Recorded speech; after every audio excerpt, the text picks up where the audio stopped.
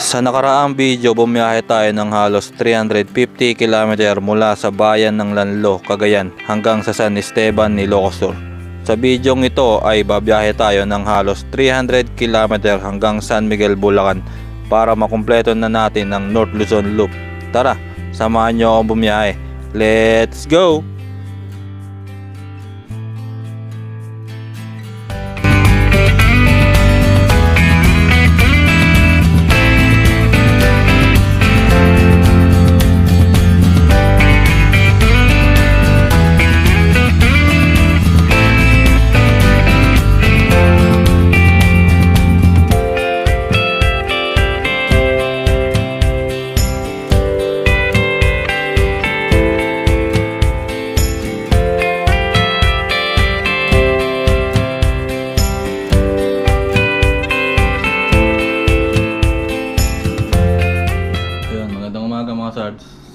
Ito na yung last day ng North Luzon Loop natin. So, biyahe na tayo pa uwi ng Bulacan. Mga 300 kilometers lang yan. So, ayun, okay na yung gamit natin. Tapos na yung ano dito, mga activities natin. So, ito, check out na tayo ngayon. Ang oras ngayon, ayan. Oras ngayon, 4:03 na madaling araw. So, ayun. Takits na lang tayo mamaya mga sarge pag maliwanag na.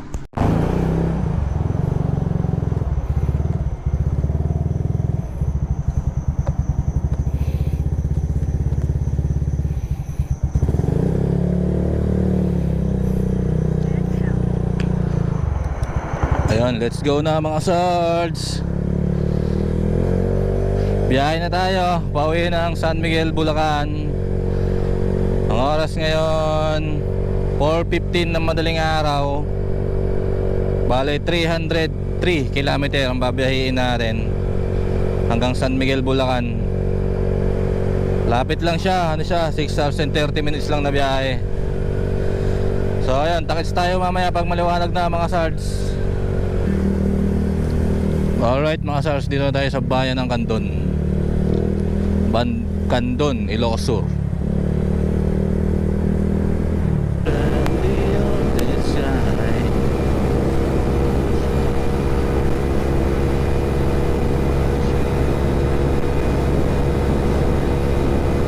Ay, kagandang arko. Juice on IT. Ito Agngangina. Nakakabulol hindi ko mabasa. Ito arko siguro ng Ilocos Sur to. Ilocos Sur nga, boundary ng ano. Welcome to the Heritage Province of Ilocos Sur. What if magkape muna tayo? Kape muna tayo dito para ano,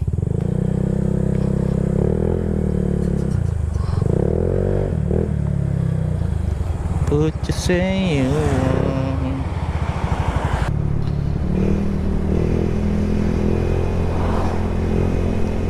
So ayun, Ilocos Sur na pala tayo. Ay, La Union.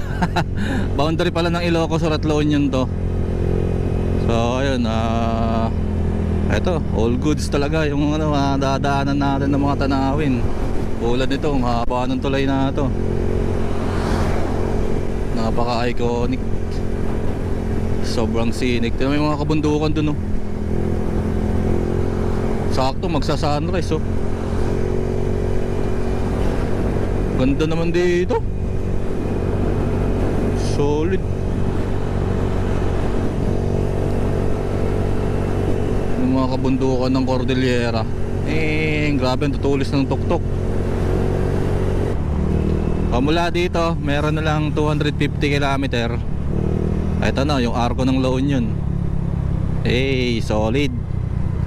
Another solid arc. Ang ganda ng mga arko dito, ah. Tingnan nyo, ang ganda ng sunrise, oh. Napatigil tuloy ako. Ay, hindi na pabalik ako. Nalagpasan ko na tong ano to, open na to, tapos nakita ko tong sunrise. Solid.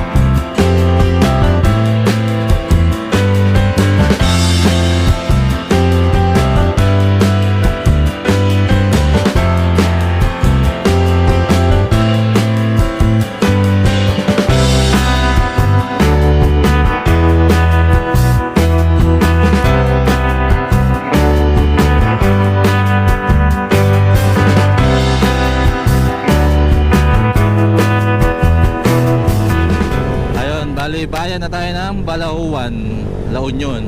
Alright. And if it in the cast, we lost you heart, it was swaying. Ito, Arco, Godspeed. Bali, Arco ng Balauan to. Bayan ng Balauan.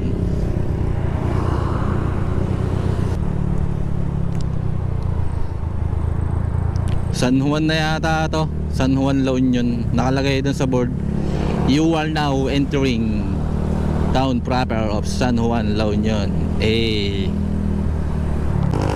Picture muna tayo din Oops, yeah. Ayan, bale dito na tayo kakaliwa. Bypass road siguro ng ano to, San Juan, La Union, para hindi mo na madaanan yung traffic siguro sa Kabayanan. Kaya may ano dito, bypass road. Alright.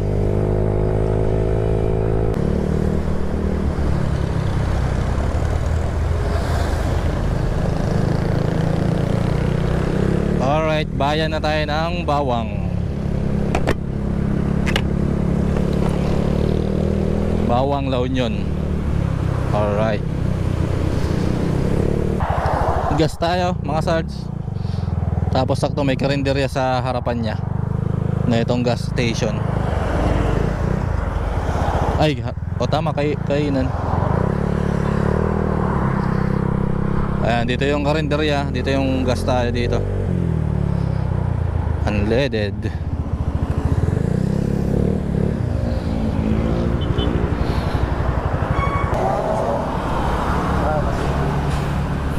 $190.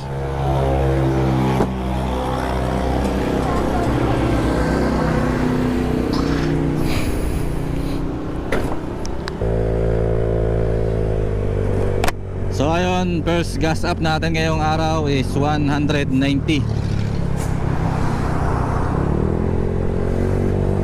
I-add lang natin yung nagastos natin kanina doon sa may Arco ng Ilocos Sur, yung nagkape tayo, 25 pesos. Bale 215 na ang nagagastos natin ngayong araw. Alright. Mga ano, HPG.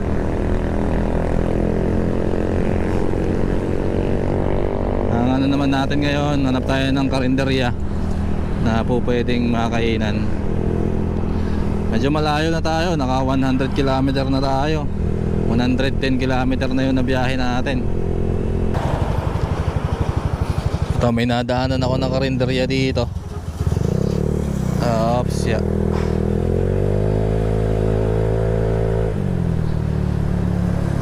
Banda ito.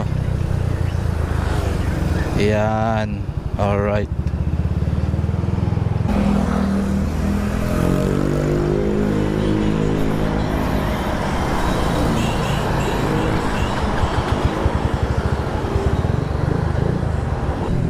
Bali, nakagastos tayo ng 70 pesos sa kinain natin. So, ang kabuuan ng nagastos natin ngayong sa mga oras na to ay ano, kanina nagkape tayo 25 pesos plus yung gasolina 190. So, 215 plus itong kinain natin 70. Kabuuan niya ay 285. So, mula dito, bayan ng Caba yata ito meron pang ano, mga 190 km hanggang San Miguel, Bulacan. So tuloy-tuloy na yung biyahe natin. Ito na yung last day ng North Luzon Loop natin. Ayun, bali bayan na tayo ng Agoo, La Union. Alright. Loko yun, saan pwede mag-park?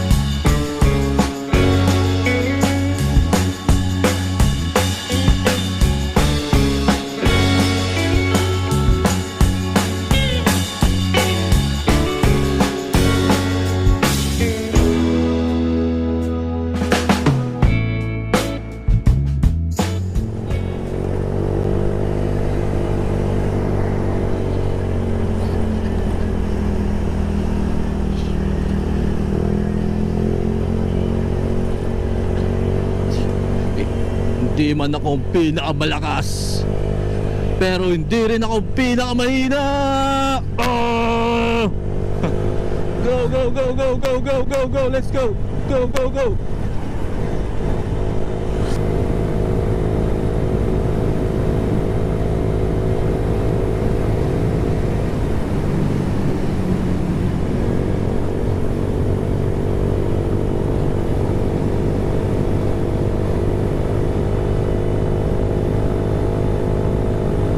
Boundary ng La Union tsaka Pangasinan, no? Dati ko nang dinaanan to eh. Doon pa ako dinaan sa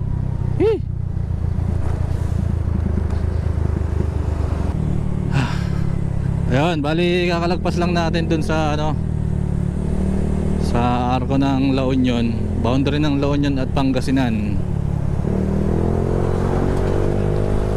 So bali ito, Pangasinan na to. Mula dito meron pang 150 km hanggang San Miguel, Bulacan. Whipping your pillow tight, exit. Saan na kaya tong bayan na to? Saan na kaya to banda?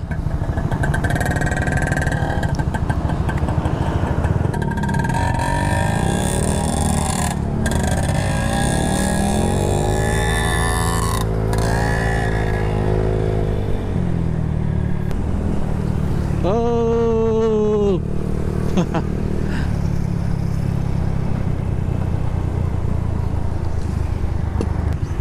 Uy, grabe, may ano dun, oh.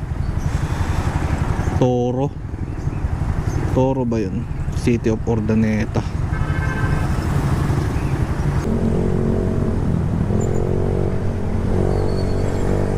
Grabe din siguro mag-traffic din eh. So ayun, mula dito mga sarge sa Urdaneta, meron tayong 125 km hanggang San Miguel, Bulacan. So malapit na. Plus 125.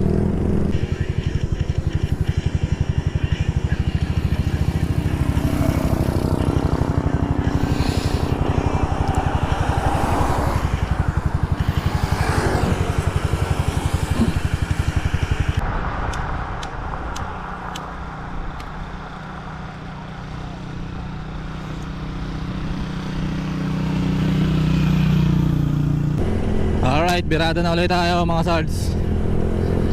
Naka-headlip ako doon, siguro mga 5 to 10 minutes yata yun. Alright, Kabanatuan na tayo. Turn right, Cabanatuan City. Kaliwa, San Jose City. Lapit na. 106 km na lang hanggang San Miguel, Bulacan. Ayun, Nueva Ecija na tayo. Ayun o, Nueva Ecija. Alright. Arko kaya ng ano to, Kimba, Municipality of Quiapo. Alright. Gas tayo.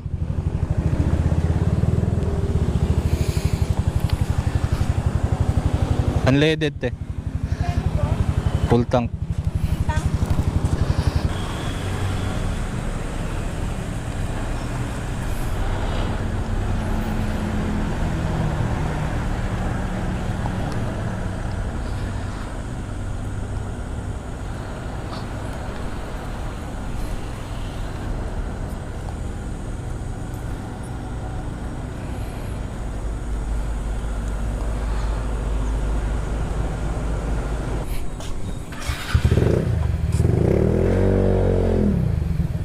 Sakto, may karinderya na dito.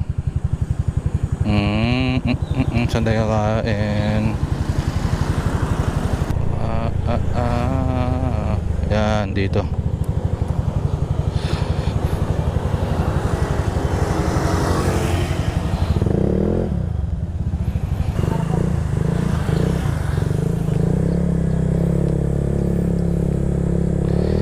Ayan, katatapos lang nating mag-lunch mga sards. At kumain na tayo para dire-diretso na mamaya. Bali mula dito sa kinainan natin na meron pang 80 km hanggang San Miguel, Bulacan.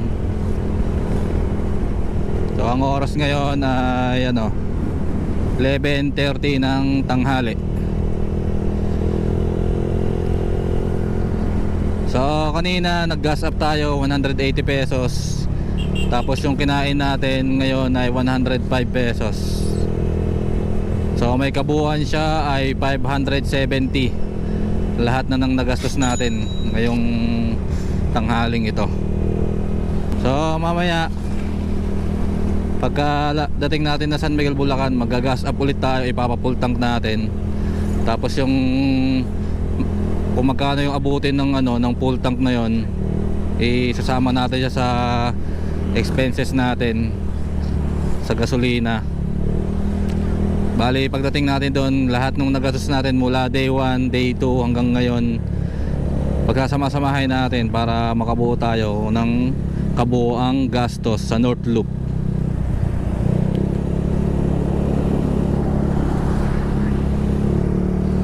So ayun lang, malapit na tayo mga sards, konting taste na lang to. Kalapad naman na kalsada nito. Malapad na kalsada.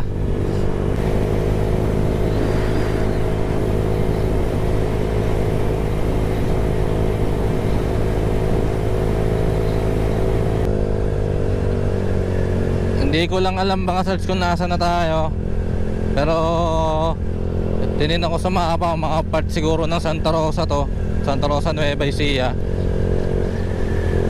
Bali hindi na tayo dinaan ni Google doon sa mismong highway.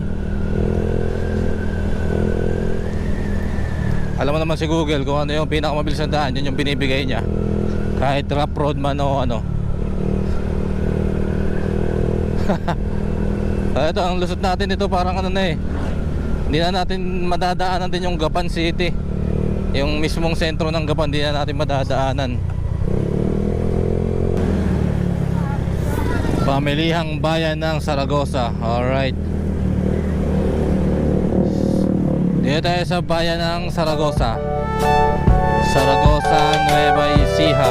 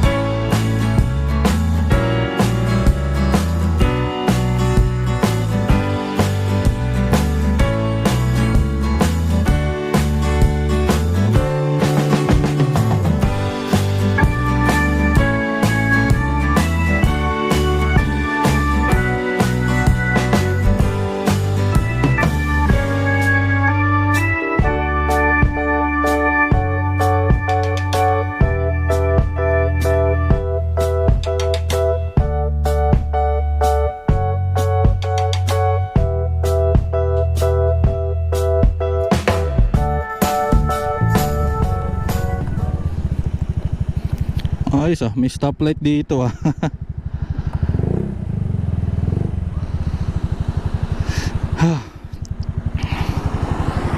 Nakalagay doon sa karatol pag kumaliwa ka, Gapan, punta ng Gapan. Tibay naman nito. Ayun, malapit na tayo sa highway. Mismong highway, dinadaanan talaga ng mga sasakyan. Ay, thank you Lord, malapit na tayo. Ayan, Petron. Yan. Ito na yung highway ng Gapan.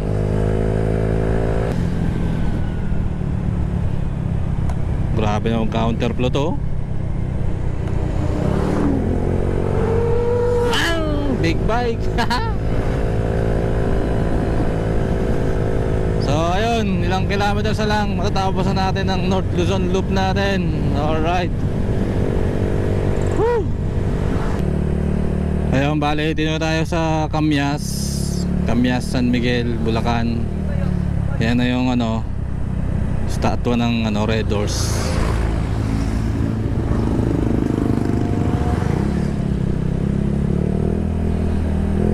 Yan yung sa ano, yung ano ng Red Doors. Yan. Bali kakaliwa na tayo dito papunta ng Sibul, Camyas Sibul Road kung tawagin tong daanan na to. Halos mga 10 kilometers din to eh.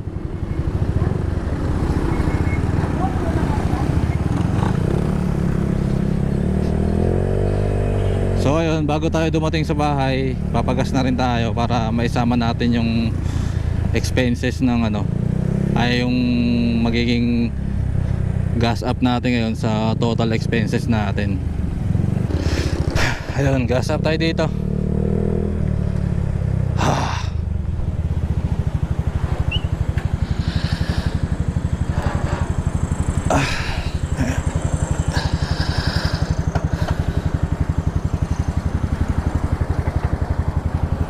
Unleaded full tank.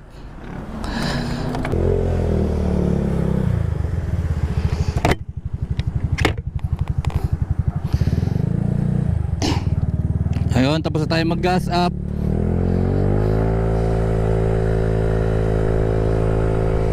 Bale 130 yung nagastos natin na gasolina. I-add na lang natin siya sa nagastos ngayong araw. Ay, ayan, dito na lang tayo. Dito na tayo magtapos-tapos.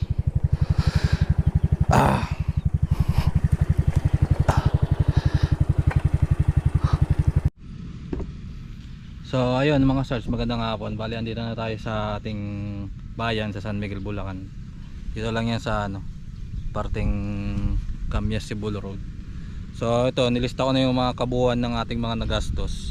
Bali ano lang to, yung nagastos dito is ay yung kunenta ko lang is yung essential, yung pangakailangan lang talaga natin. Pagkain sa umaga, tanghali at gabi, tapos gasolina at saka accommodation. Hindi ko na sinama yung pagbili ko ng empanada, yung ano, yung nasiraan tayo, hindi ko na sinama yun kasi hindi naman talaga totaling kasama sa gastos talaga yun. Kasi kung masisiraan ka naman, hindi mo naman expect na masisiraan ka eh. Tsaka yung sa pasalubong, depende sa'yo kung anong gusto mong pasalubong na bibilin mo. Kaya sa akin, empanada yung naisip ko eh. So ito, sa unang araw, gumastos tayo ng ano, sa unang araw, nakagastos tayo ng 900 pesos sa gasolina, sa pagkain 625 pesos, at sa accommodation is 1,000. So ang kabuuan niya ay 2,525. So sa pangalawang araw, gumastos tayo ng 700 pesos sa gasolina, 390 sa pagkain, tapos accommodation 1,500. Ang kabuuan niya ay 2,590 sa pangalawang araw. Tapos ngayong araw, ang gasolina natin ay 500 pesos mula San Esteban, Ilocos Sur, tapos pagkain 200 pesos. So ayun, ipag-add mo siya mula day 1 hanggang day 3, kabuuan niya ay 5,815 na yan. Yun yung kabuuan ng nagastos natin sa ano, sa pag-North Loop natin. So ayun lang, dito na tayo magtapos-tapos mga search. Hanggang dito na lang yung video natin. Kung nakabot ka man sa part ng video na to, maraming salamat. Matagal ko talagang plano na tong North Luzon Loop na to. Hindi pa ito yung motor natin. Plano ko na talagang mag-rides dyan sa North Luzon na yan. Ayun, natapos na natin in just 3 days gamit Mio Sporty. Kahit may mga konting aberya, sige lang, bira lang. So ayun lang, maraming salamat kung nakaabot ka sa part ng video na to. Pinapanood pa rin, no? Kung nagustuhan mo man, like, share, comment at subscribe, no? Hindi lang mga stars, maraming salamat. Goodbye.